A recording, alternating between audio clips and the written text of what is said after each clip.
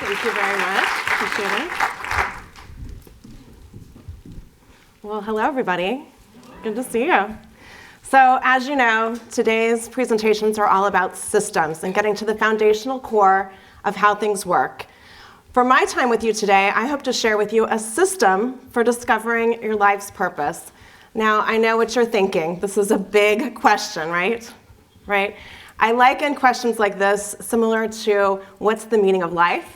And I know you don't think that there's an answer, but I promise you that there is. Okay? So I'm going to let you ponder that for a few minutes, and first I'm going to share a little backstory with you.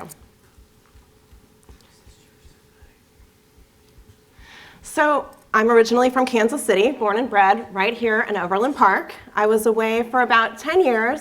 First, I went off to Massachusetts to go to college, and then I moved to New York City to become an investment banker. And don't you worry, I'm in a 12-step recovery program and doing very, very well. Thank you, thank you. Next, I moved to Chicago for business school, and then as of about 19 years ago, I returned right here to Kansas City. I was actually recruited by a little firm down the street that some of you will have heard of, Sprint. And there I stayed for 10 years and really, really enjoyed myself. I had a phenomenal experience, a phenomenal job. But the truth of the matter is that ever since I was a little girl, what I said I wanted to do was own my own business.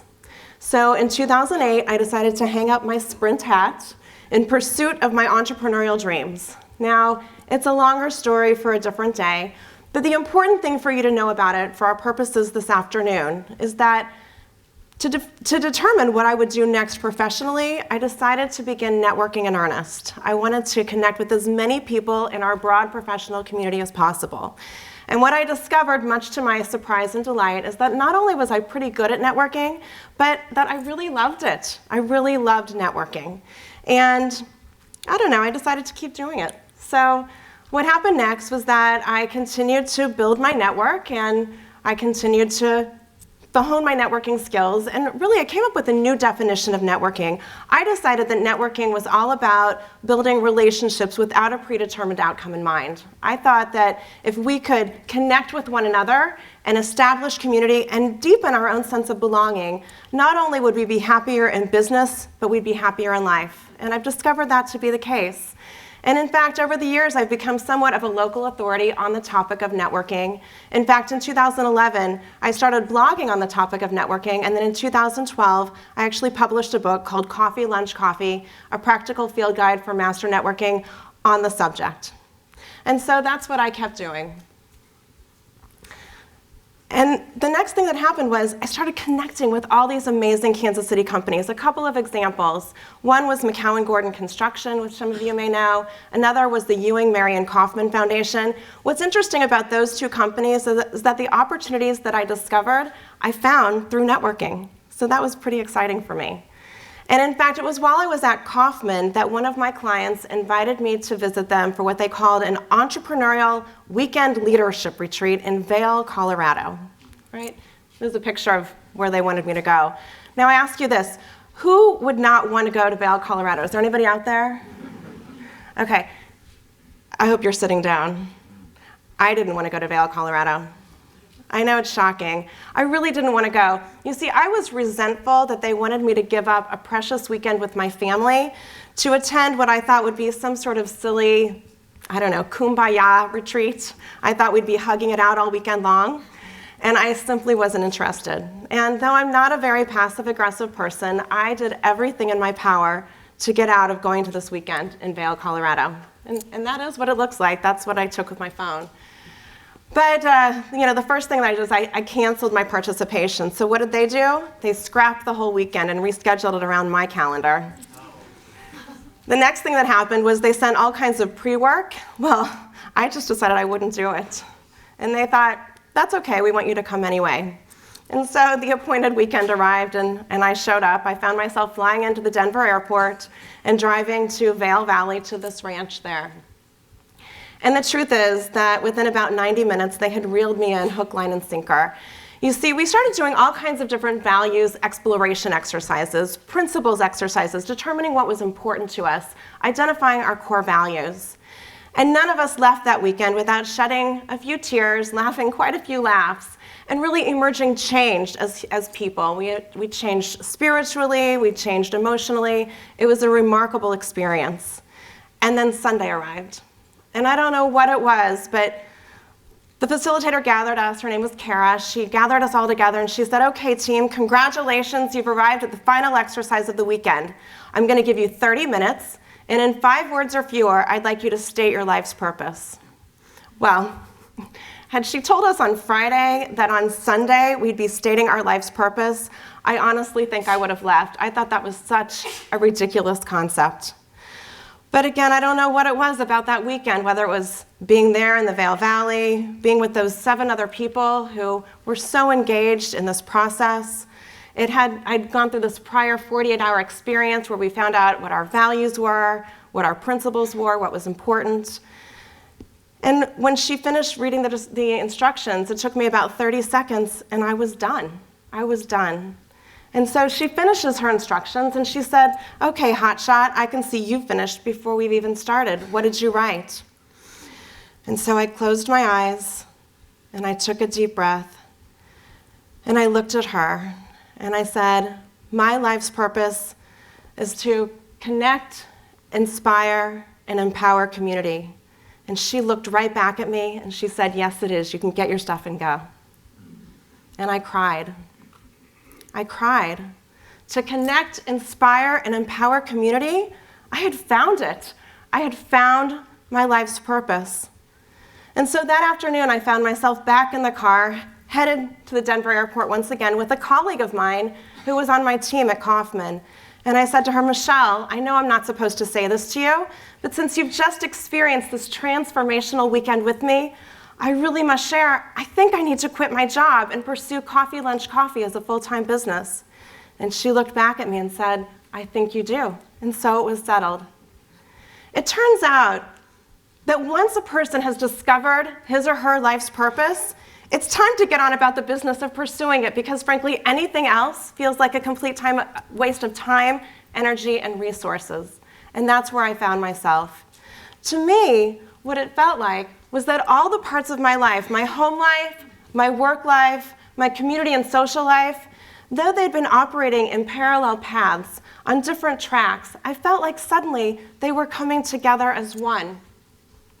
Now that I understood my life's purpose, I wanted to get on about the business of connecting, inspiring, and empowering community in everything that I did, again, whether that was home-related, work-related, or community-oriented.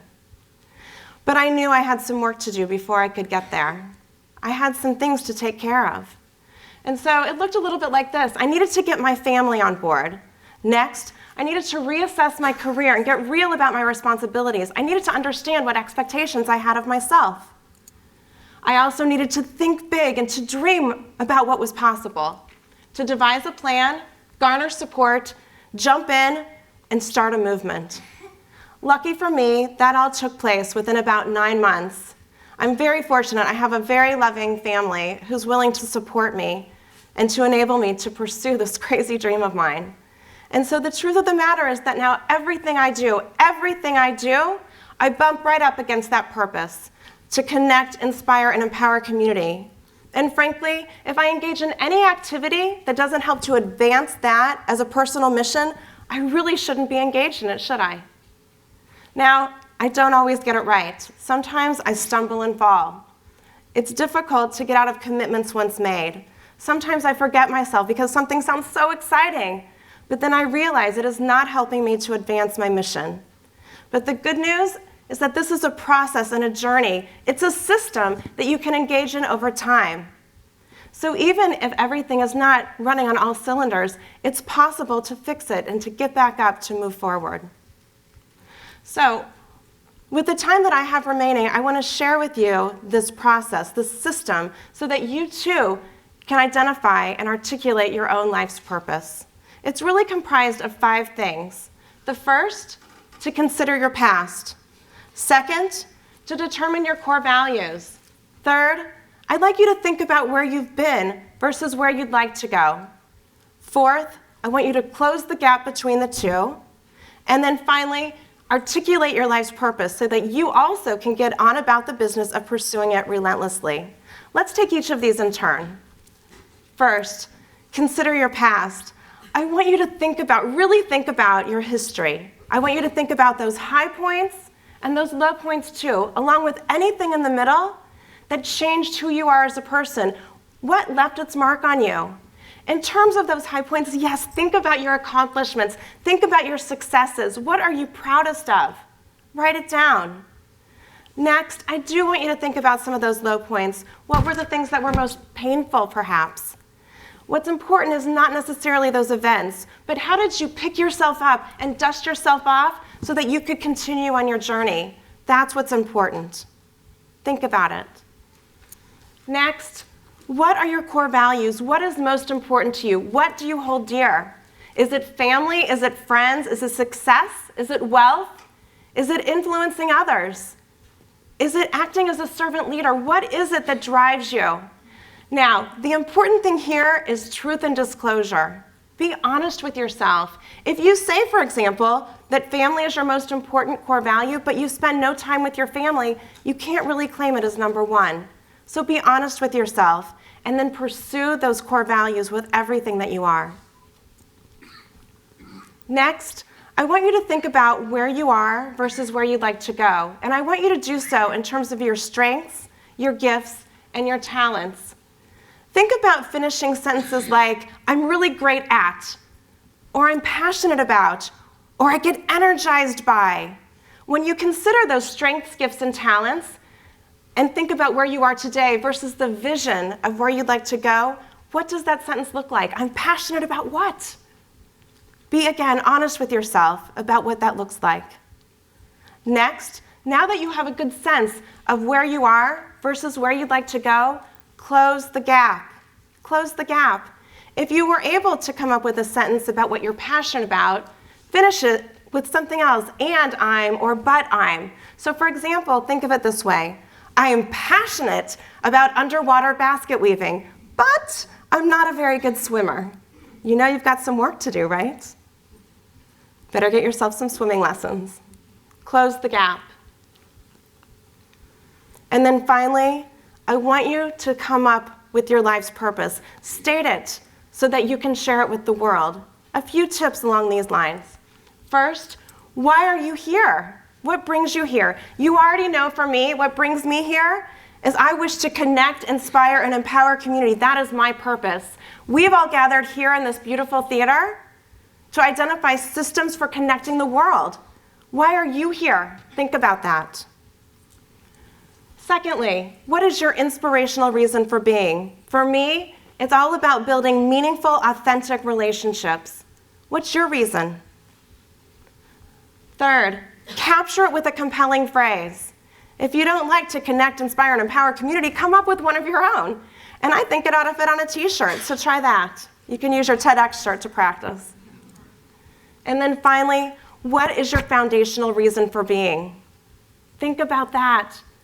The important thing here is that understand what's at your very core. What is your very essence? That is unlikely to ever change in life.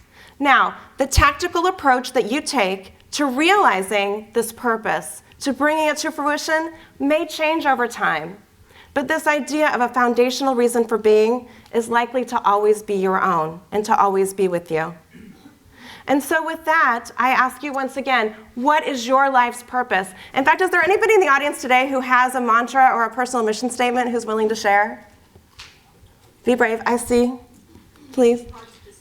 Teaching hearts to sing. That's beautiful. Thank you for sharing that. Are there any others? I have a question. Please. Will you say that life purpose could change over time? So the question is, can your life's purpose change over time?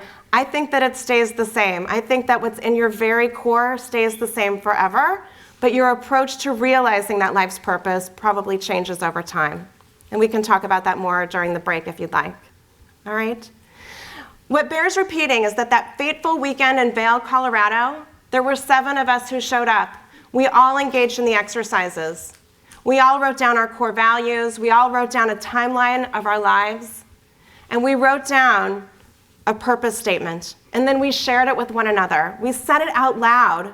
We were so proud of those purpose statements. And I can tell you that within a year's time, every one of us, every single one of us, had begun advancing on those mission statements. We had all begun to make achievements toward realizing our purpose. There's something about writing it down and then sharing it with the world that helps to hold us accountable. I hope that each of you will write down your own purpose statement. Please think about it. Think about what your inspirational reason for being is. And I wish you all the very best of luck on your journey. I wish you happy networking as you connect with other people in a meaningful and authentic way and share your purpose with each one of them. Thank you.